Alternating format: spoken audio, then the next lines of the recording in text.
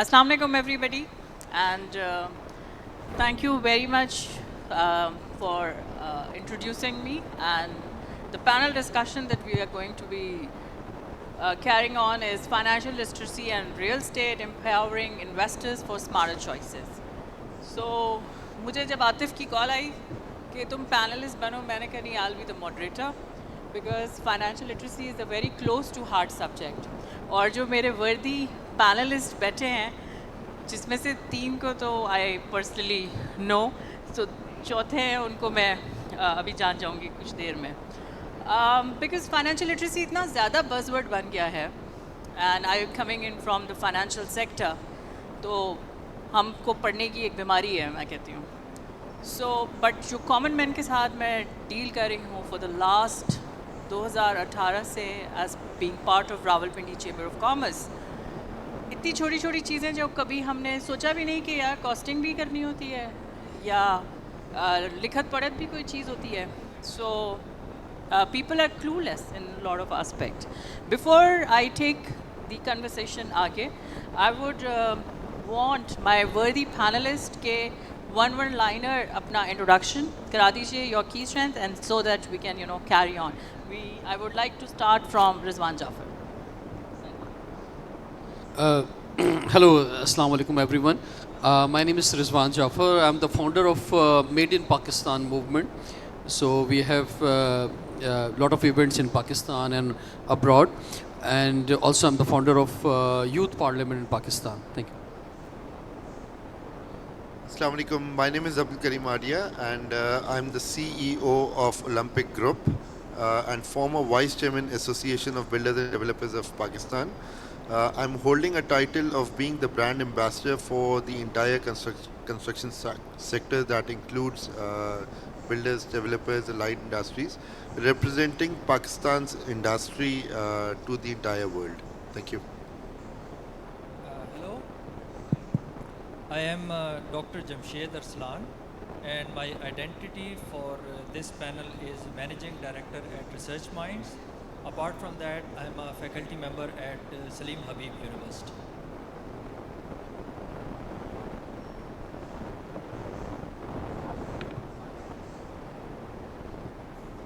Hello. Assalamu alaikum ji. मेरा नाम जवाद है. I'm the Chief Vision Officer at Dow PropTech. What it means is that we believe in collective action using technology to solve the problems of real estate and increase its reach. Thank you very much for a brief introduction. अच्छा, अब मैं शुरू करूँगी अपनी conversation from Karim Adia, because Karim is part of as a brand ambassador for the construction and in the current scenario, sir construction industry के अंदर बहुत सारे challenges हैं, बहुत सारे issues हैं. तो उस हवाले से चूँकि रियल स्टेट में इन्वेस्टर्स का जो कॉन्फिडेंस है वो काफ़ी ज़्यादा शेक हुआ है. सो व्हाट आर योर की पॉइंट्स जो ये प्रॉब्लम जिसको इसने रेस किया है in the current market situation जो हमारी पाकिस्तान की है, इसमें सबसे बड़ी जिम्मेदारी आप किसके ऊपर डालते हैं कि जो ये सारा स्कैटर हुआ है हमारा रियल स्टेट का जो इन्वेस्टर का जो ट्रस्ट है? ओके, ये सवाल आपने अभी किया तो मैं इसका जवाब दे सकता हूँ. अगर आप मुझसे शायद जो शारा फैसल पे जो बिल्डिंग टूटी थी, ये गालिबन उसका एक बेसिक नज़रिया है जो कि एक बहुत नेगेटिव इम्प्रेशन है on the construction sector, specially when you talking about high rises.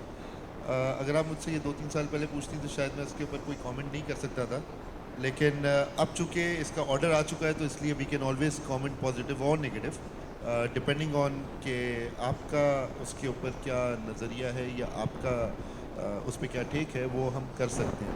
But on a positive side अगर मैं देखूं तो I think the government needs to take a lead on that कि ठीक है, वो जो भी सिनारियो था और उसकी वजह से जो बिल्डिंग गिराई गई वो एंड कंज्यूमर को, इंटरनेशनल इन्वेस्टर्स को बहुत ज़्यादा हिट किया है. एंड जो कॉन्फिडेंस है वो कम्प्लीटली शैटर्ड है. Why? Because from last 35-40 years there has been a lot of cases where the Supreme Court has always taken advantage over the fact कि अगर किसी प्रॉपर्टी के ऊपर कोई भी एक बिल आ जाए दैट इज़ के इलेक्ट्रिक आ जाए, बिजली गैस पानी किसी एक का भी बिल आ जाए, वो प्रॉपर्टी लेजिटिमेट हो जाती है। बट अनफॉर्चुनेटली इसमें तो लोग रह रहे थे, 5 साल से रह रहे थे, एंड उसके बाद ये गिराई गई, तो उसकी वजह से बहुत कंस्ट्रक्शन सेक्टर को, ख़ासतौर पे कराची की हाई राइजेस या बिल्डर्स को इसके ऊपर दचका पड़ा है। एंड इसकी वजह से जो फॉरेन इन्वेस्टमेंट आती थी, जो 70% रियल स्टेट सेक्टर के पास ही आता था, वो सबके ऊपर क्वेश्चन मार्क खड़ा हो गया। तो आई थिंक कि अगर पॉलिसी कोई अच्छी आ जाए और उस पर कोई स्टैंड ले लिया जाए, या उसी प्रॉपर्टी के ऊपर कोई इस तरह का क्लेमेंट खड़ा कर दिया जाए जिसमें कोई बेहतर पॉलिसी दे दी जाए स्पेशली फॉर उस प्लॉट के लिए, तो शायद कुछ चीज़ें बेहतर हो जाएंगी। Okay, otherwise you don't see a, positive rosy picture. You don't see. नज़र नहीं आता। बट हाँ, पाकिस्तानी थोड़े ढीठ लोग हैं। बिजली जाती है तो जनरेटर रख लेते हैं, सिक्योरिटी नहीं होती गार्ड रख लेते हैं, पानी नहीं होता टैंकर ले लेते हैं। तो शायद हम फिर आगे बढ़ जाएंगे। बट कराची और कराची के जो बिजनेसमैन हैं, जो इन्वेस्टर्स हैं, जो लोग हैं, वो बड़े Resilient है। हाँ, बड़े मजबूत जान के हैं। क्योंकि वो अभी किसी ना किसी से बर्दाश्त कर पिछले लेते हैं। पैनल पे कहा ना उन्होंने कि एयर क्वालिटी इतनी है और पता नहीं पाकिस्तान के लोग जी कैसे रहे, कराची के लोग। मेन रीज़न ये भी अगर है हम कि- साफ खाएंगे तो शायद हम सही नहीं रह पाएंगे। हाँ, हम That इसकी can main be a reason ये भी है कि जब हम लाहौर का हाल देखते हैं, जहाँ पे 600 इंडेक्स आ रहा हो, तो फिर हम बोलते हैं यार 107 110 तो कुछ भी नहीं है। कुछ We can भी always नहीं। हाँ, survive. बिल्कुल, absolutely. Thank you very much Karim. I would now want Jawad Nayyar. Dao proptech को काफ़ी अरसे से बिकॉज सुन रहे हैं, आई बी पार्ट ऑफ RCCI, सो अच्छा काम कर रहे हैं, क्योंकि अभी थोड़ी देर पहले अवैस से भी मेरी डिस्कशन हो रही थी। तो थोड़ा सा आप इसके ऊपर, क्योंकि काफ़ी भारी कॉन्सेप्ट है आप लोगों का डाउ प्रॉपटेक का, सो उसको आसान लफ्ज़ों में थोड़ा सा बताएंगे। Because tokenization, every person doesn't know real estate tokenization, तो उसका आसान। आसान वर्ड्स नहीं मिले अभी तक, ढूंढ रहा हूँ आसान वर्ड्स। अच्छा, बट सो थोड़ा सा नज़दीक Yeah, करेंगे I'll- माइक ना। I'll just give some quick points. So DAO means decentralized autonomous organization. Autonomous is a vision currently. We would want in the future machines and algorithms to take over the monotonous tasks, and decentralized means collective action. So we'd want not only one person but the communities to come together, dream big, and enable those big dreams using decentralized governance structures. And how we do it is using property technology, technologies like blockchain and AI that we have heard about, and ARs and metaverse and all these technologies that could improve the experience and enable the masses to buy into this very precious asset class. Okay Jawad, इसके अंदर एक follow up question, चूँकि थोड़ा बहुत study किया मैंने आपके product को, चूँकि आप लोग इंक्रीमेंटल बेसिस के ऊपर जाते हैं, तो कितनी ज़्यादा आपको इंटरेक्शन करनी पड़ती है with the people who are investing in your projects? So क्योंकि हर कोई तो इतना easily I don't think so कि वो अट्रैक्ट होता है। So it's slight. So a disclaimer: we've not really launched yet because it was a novel concept. It had to be tested rigorously. The whole customer life cycle had to be tested. The whole building, the construction of the building and development life cycle had to be tested. So we did not really go aggressive in terms of scaling. Yeah. Rather, we concentrated more on improving the concept and making it more user friendly and solving as many problems as possible before we scale. तो एक And challenge बताइए उस पूरे process में, what was the one challenge on the financial literacy part? so there's lack of financing in Pakistan. That's one challenge. There's lack of regulation in Pakistan. That's another challenge. And there is no intent to solve any of these two. That's another challenge. Okay, very big challenge. You have to answer कि lack of policy and law. जब law impose करते हैं तो फिर हम मुश्किल में चले जाते हैं। नहीं, क्या कहोगे इसमें आप? I am very much clear on this fact, and मेरा जो पास्ट एक्सपीरियंस है जो लोगों के साथ है, ख़ास तौर पे एसोसिएशन के वक्त, I am a very strict law abiding citizen. Yes, being a builder ये लोगों को ज़रा हजम कम होता है, absolutely. बट अगर 47 years ऑफ लाइफ जो हमारी कंपनी की है, अगर उसमें कोई कोर्ट केस नहीं है एक बिल्डर के ऊपर, माशाल्लाह। तो आई होप कि लोग अंडरस्टैंड कर सकते हैं। हम लोग कम काम करते हैं बट क्लियर काम करते हैं। ओके तो हमारे यहाँ कहा जाता है कि ज़मीन जो है ना वो थोड़ी सी 1.5 नंबर है। हम 1.5 नंबर ज़मीन पे भी काम नहीं करते, 1 नंबर ज़मीन होगी तो काम करेंगे, क्लियर टाइटल के साथ होगा तो काम करेंगे। द ओनली फैक्टर जो इन्होंने डिफ़ाइन किया, I was as a developer, हमने कभी भी आज तक इस तरह की फाइनेंसिंग पे काम नहीं किया, बैंक्स पे कभी काम नहीं किया, हमेशा अपनी कमर पे भरोसा किया है या अपने क्लाइंटल जो हमारा एक बैकएंड क्लाइंटल चला आ रहा है, हमने हमेशा उसी पे बैकअप किया है। वाई? बिकॉज हमारी हिस्ट्री रही है Right. Again for 47 years. ये मैं इनका जो टोकन सिस्टम है वो मैं सुन रहा था अभी पीछे बैठ के और समझने की कोशिश कर रहा था, एंड फॉर्चुनेटली मुझे ये चीज़ समझ में आ भी रही है। उसकी वजह Absolutely, ये है yeah. कि इस वक्त प्रोजेक्ट्स में यूनिट्स बिक नहीं रहे। Absolutely. हमारी जो प्रोजेक्ट्स बिक चुके हैं 3 साल 3.5 साल पहले, वो हम टाइमली कंप्लीट नहीं कर पा रहे। जितना भी फंड आप इन्फ्लेक्स कर दें, बट उसके बावजूद एक कंटिन्यूस पेमेंट आपको चाहिए पब्लिक से। एब्सोल्युटली और वो अगर 20-25% अगर आपकी महीने की रह जाए, 100 रुपये जमा करने में 25 रुपये रह जाए, तो आपकी मैनेजमेंट कॉस्ट ही इतनी आती है, तो आप बनाएंगे क्या और मैनेज क्या करेंगे? तो I was actually thinking about after this session देखिए- टॉकिंग टू देम। ठीक है, थैंक यू वेरी मच।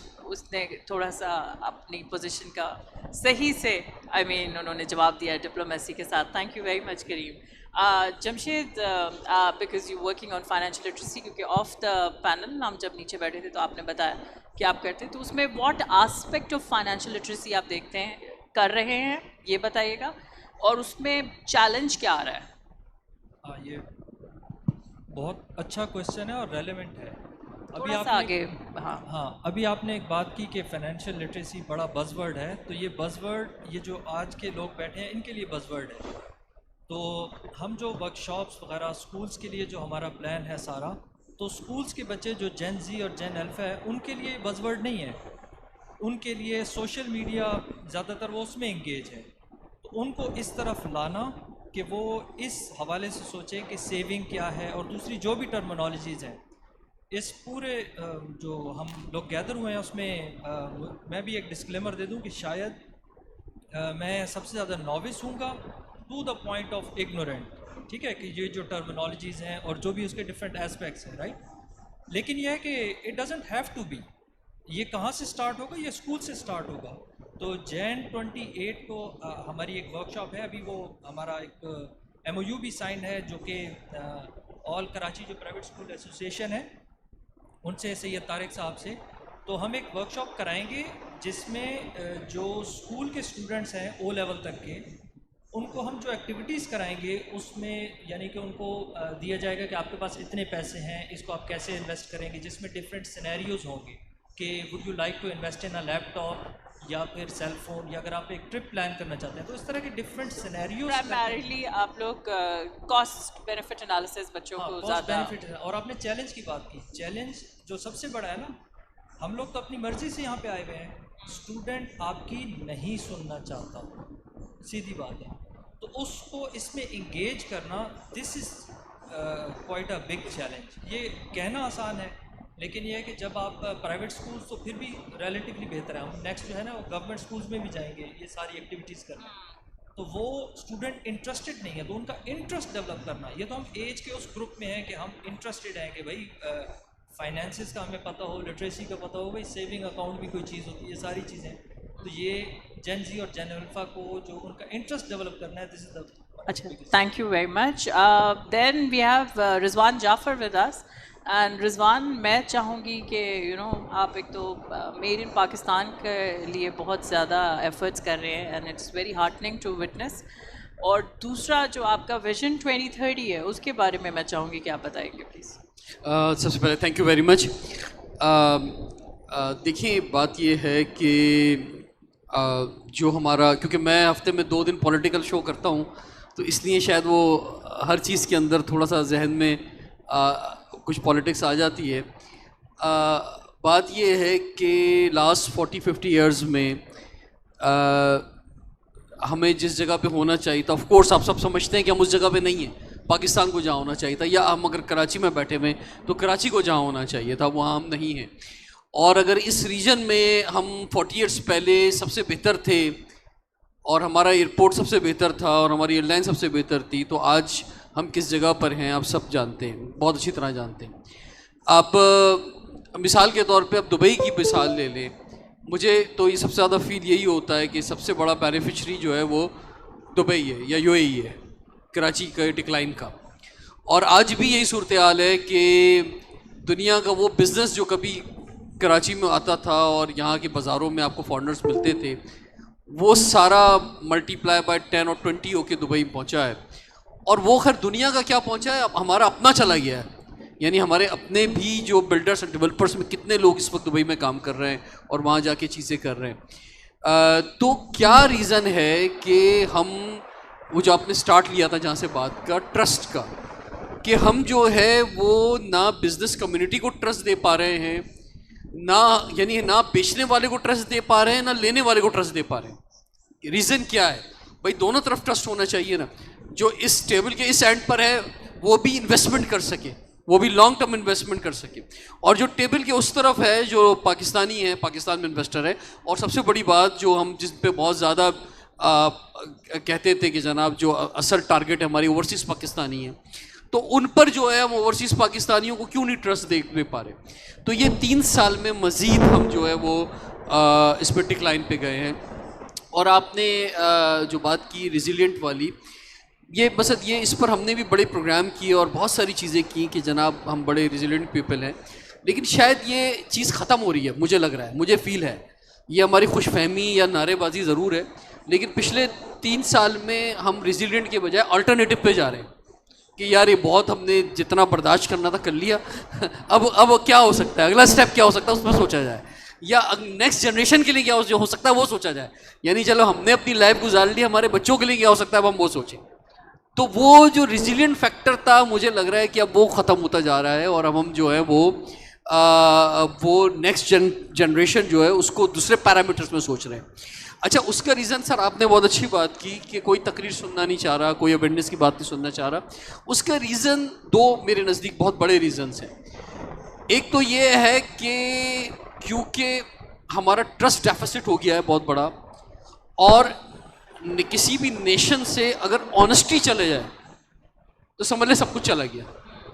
यानी अगर एक नेशन के पास ऑनेस्टी ही नहीं है तो फिर क्या बचा उस नेशन के पास? तो कुछ नहीं बचा ना। तो अगर आपके सामने बैठा हुआ वज़ीर आज़म हो या चीफ मिनिस्टर हो या कोई भी XYZ बंदा हो, अगर वो अपना टॉक का ट्रस्ट खो चुका है कि जो वो बोल रहा है वो कल होगा भी ये नहीं होगा, या वो खुद जिस कुर्सी पे बैठा हुआ है वो कुर्सी भी कल होगी नहीं होगी, तो अब मुझे बताएं कि वो कोई क्या सुनेगा या क्या ट्रस्ट करेगा। ठीक है, तो एक तो ये बहुत बड़ा प्रॉब्लम है। दूसरा जो रीज़न है वो अब जो जनरेशन है वो एक्शंस को मानती है कि यार आप एक्शंस बताएं क्या है। उस एक्शन में एक पिक्चर आपने बनानी है, उसमें आप किसी को फिट करेंगे ना वो हो जाएगा, लेकिन आप खाली जो है वो डायलॉग करेंगे तो वो एक्सेप्टेबल नहीं होगा। तो मैं जो यहाँ सुनने वाले लोग हैं, मैं अभी बस वेरी क्विक ये कहना चाहूँगा कि हमने एक विजन 2030 फॉर कराची बना रहे हैं।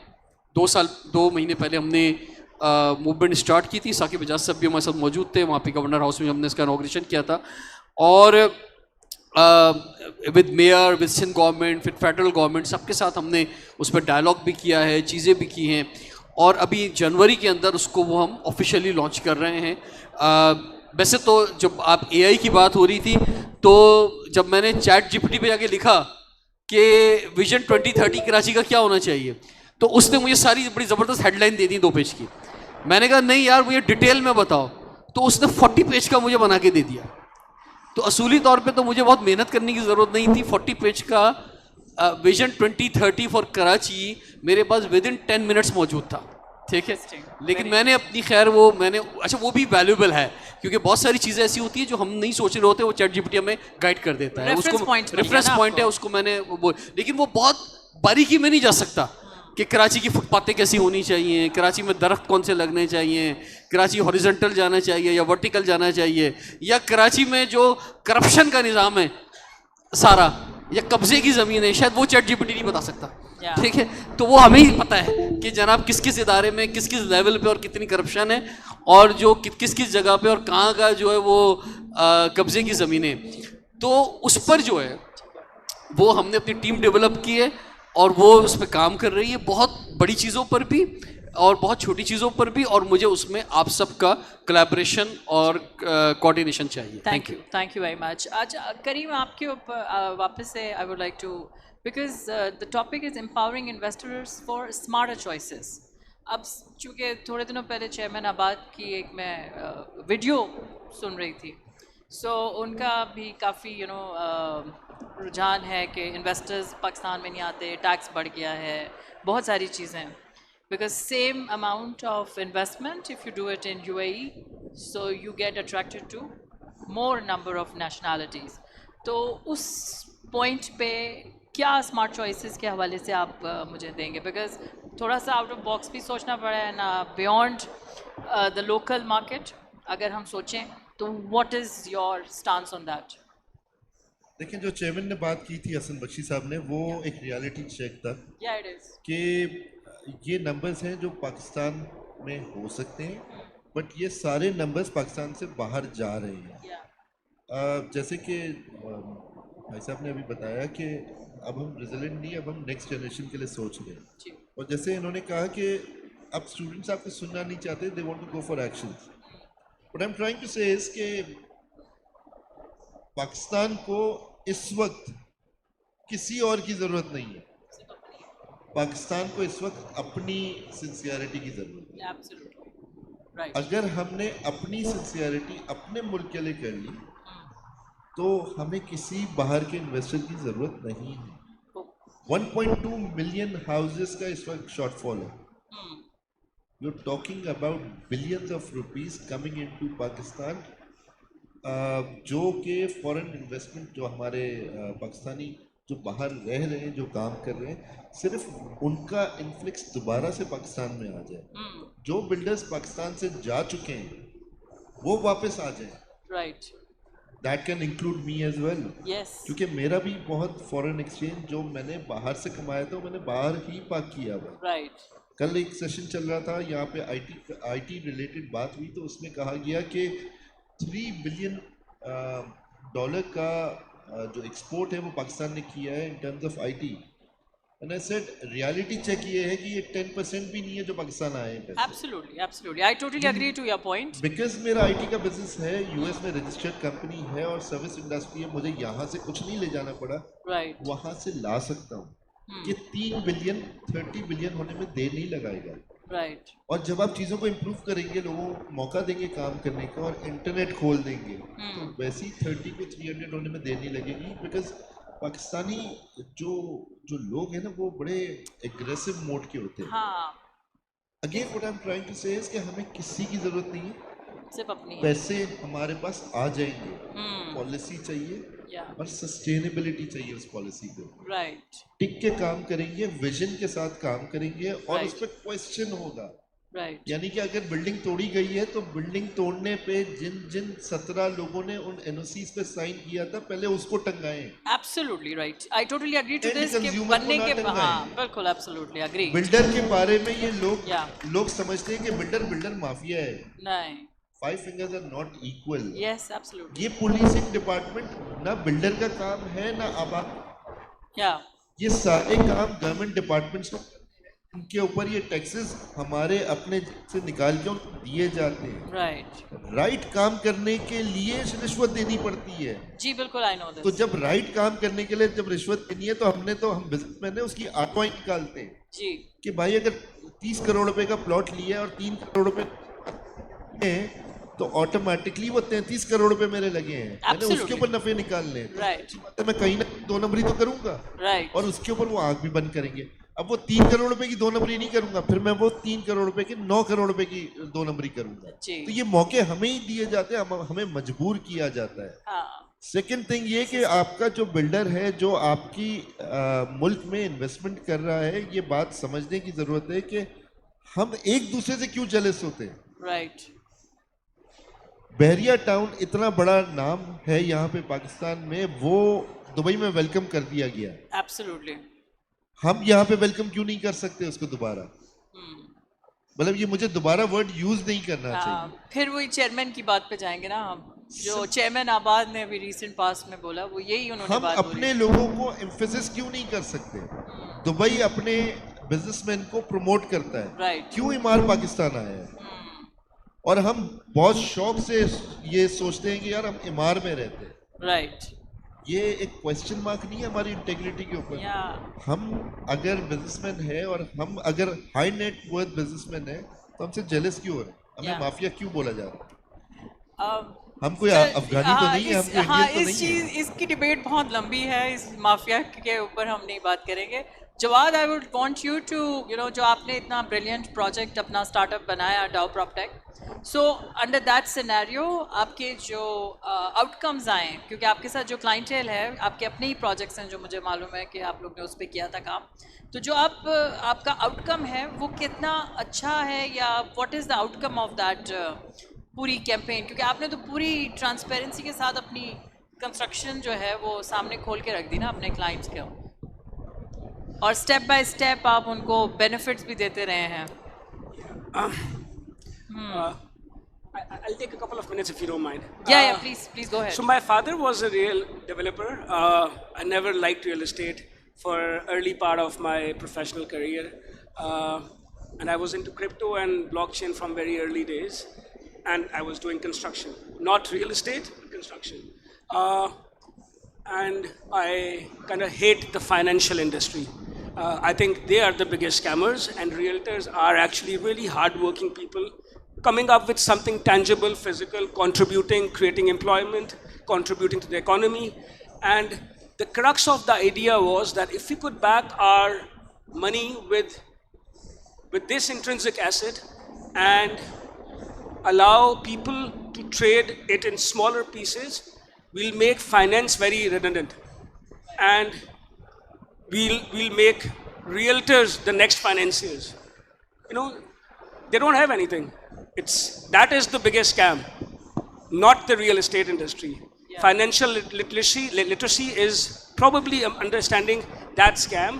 And for the last 4 years, our team at Dow PropTech, we have been working on making this tool that will allow this industry to match that financial industry and challenge that actually. Most of the financial products are around this real estate industry, and we have created alternates to all of those financial products using technology and using tokenization. Tokenization essentially is creating a digital on-chain, blockchain-based, tradable, immutable version of any asset, Right. which is beyond the control of the developer, the platform, the investor. It is an immutable ledger that controls everything. Right. And using this technology, I think, and as I said, the idea of DAO was that it needs collective action. I cannot do it alone. One developer cannot do it alone. It needs to be a collective action, and we need to create decentralized, autonomous structures for people to contribute to governance and decision making. Because we have Kareem. Kareem Saab here, Yeah. DAOs propagate what we call liquid democracy, which means governance by everyone. These ledgers that hold areas.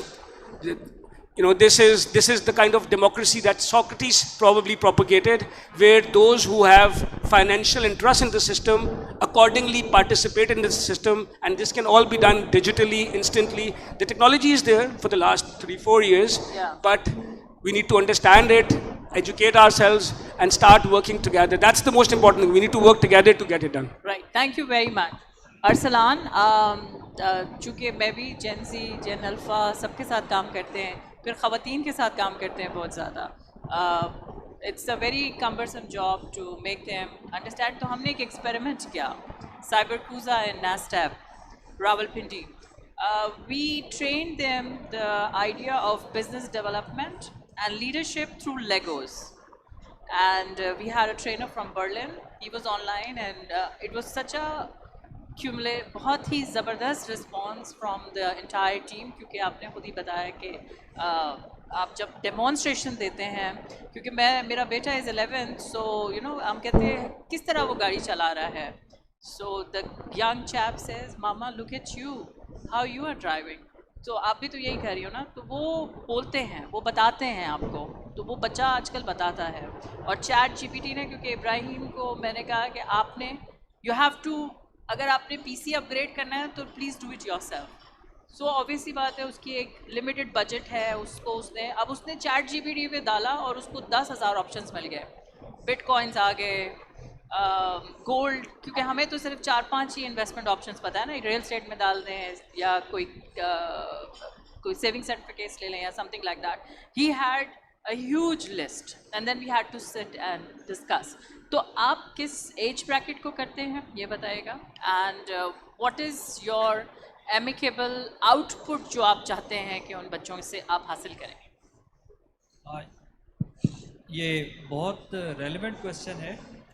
हमारा जो age group है वो 7th grade onward हम इसको target करते हैं। अभी start हमारा स्कूल से है, क्योंकि अभी यहीं से बात हो रही थी कि स्टार्ट से ही आप लिटरेसी करेंगे तो उनका इंटरेस्ट भी डेवलप होगा, और जब उनका इंटरेस्ट डेवलप होगा तो जैसे आज की ये गैदरिंग है, आपको यहाँ पे स्कूल्स के बच्चे नहीं नज़र आ रहे, क्योंकि हमारी ये अजम्पशन है, इस प्रेमिस पे है कि उनको क्या पता, ठीक है, वो इस पैनल डिस्कशन से यार उनको फ़ायदा क्या होगा।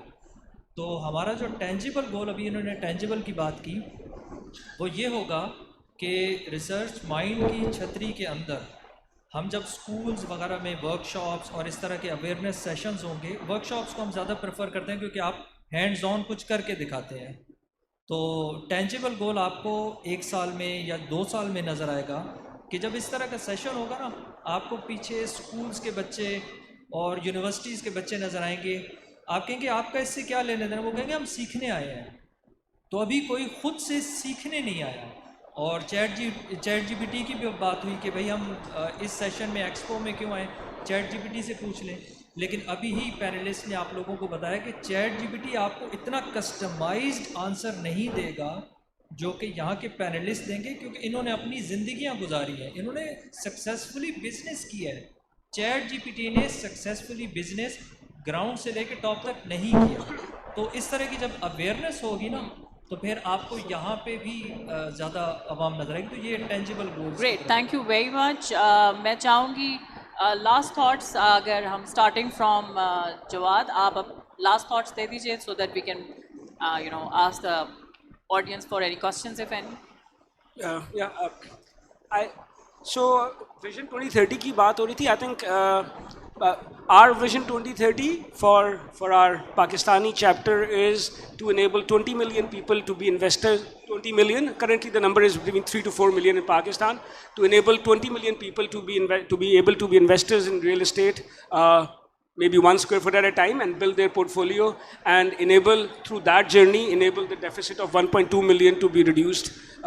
That's our Vision 2030. Open to questions if there are any. Thank you ji Arsalan.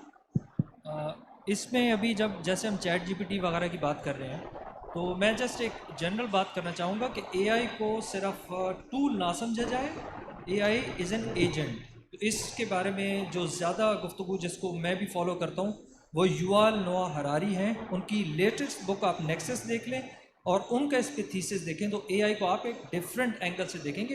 It is not merely a tool, so it's an agent.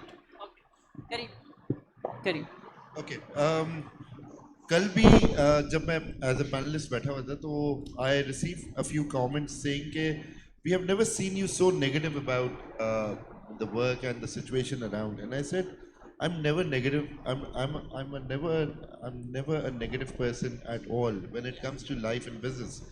When it comes to my country, because being the representative, a brand ambassador to the entire sector, वो भी second largest sector of the industry होता है किसी भी मुल्क का after agriculture. Yeah. तो I cannot be negative at all. Yeah. But I totally understand. We need to live in reality. Yes. And अगर मैं अपने मुल्क में खड़े होके अगर पॉलिसी को डिनाई नहीं करूँगा जो कि गलत है तो गलत है, और उसके लिए if I'm not being vocal and I'm all talking sugar coated, then you should not be trusting me as a businessman. Absolutely. अगर मेरे प्रोजेक्ट में इन्वेस्टमेंट करना है तो अगर मैं शुगर कोटिंग बातें करता हूँ तो that means you should not be trusting me, because maybe I am just a liar. तो what my point is कि I see things in a very natural manner and I speak in the same manner.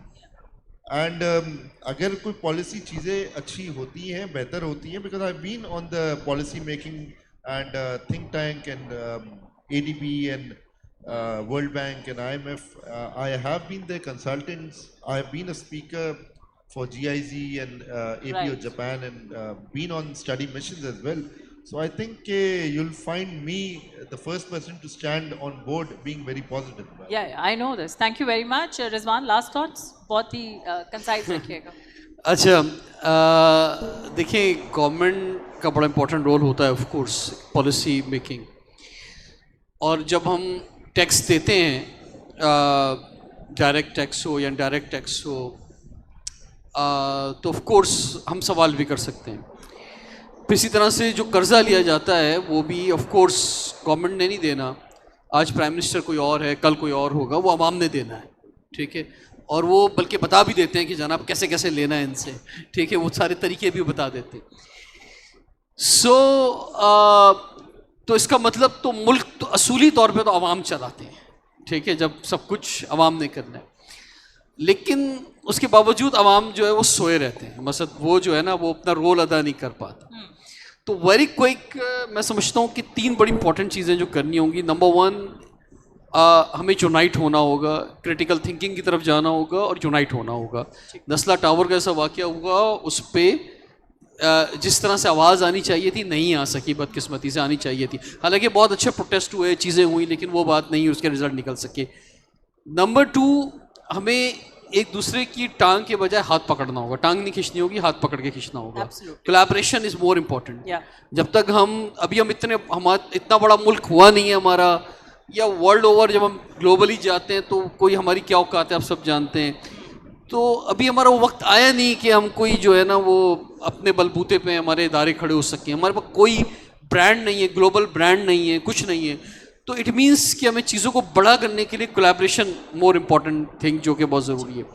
और last, targets बहुत ज़रूरी हैं, जो कि हमेशा shaky रहते हैं. जो मैं से विजन 2030 की बात कर रहा हूँ, या विजन 2047 की, जो असल में तो हम 2047 की बात कर रहे हैं, जब पाकिस्तान 100 साल का होगा. फर्स्ट स्टेप इसका 2030 है, क्योंकि वो हम SDG से लिंक कर रहे हैं उसको, लेकिन असल तो 2047 है. तो जब तक हमारे टारगेट्स नहीं होंगे और हम हर साल उसका चेक एंड बैलेंस नहीं रखेंगे, तो और उसमें ये सारी चीज़ें जो प्रॉब्लम्स आई हैं जिसमें हमने जिक्र किया है, वो हमें डिस्टर्ब करेंगे तो हम रिजल्ट नहीं ले सकेंगे. Thank you very much, worthy panelists. Before I close the panel, आप लोग से सिर्फ ये कहना चाहिए, on behalf of Rawalpindi chamber of commerce and industry, हमारा एक इनिशिएटिव हमने लॉन्च किया है, रिवाइव पाकिस्तान, जिसमें nationality, national spirit, confidence and economy को हमने उसकी की पिलर्स बनाए हैं. सो अगर if anybody wants to join hands for that, तो we would be more than मैं भी एक बात कह दूं इसके कि ऊपर जो डिटेल में हम ऑफ द सेशन बात करेंगे. एक जो मेड इन पाकिस्तान मूवमेंट जो हमने क्रिएट की है, उसमें लास्ट ईयर भी हमने काफ़ी चीज़ें की. US में भी कॉन्फ्रेंस की, पेरिस में भी की, पाकिस्तान में भी की, मुख्तलिफ शहरों में. अभी हमारा अप्रैल में UK में है और फरवरी में कराची में. तो उसमें भी मैं चाहूँगा कि पाकिस्तान की कम्युनिटी आगे आए कि that is the only answer, made in Pakistan products and services. Thank you very much. Any questions from the audience? Anybody would like to? वैसे finance में least. Thank you. No questions. Thank you very much, worthy panelists, for your time and patience.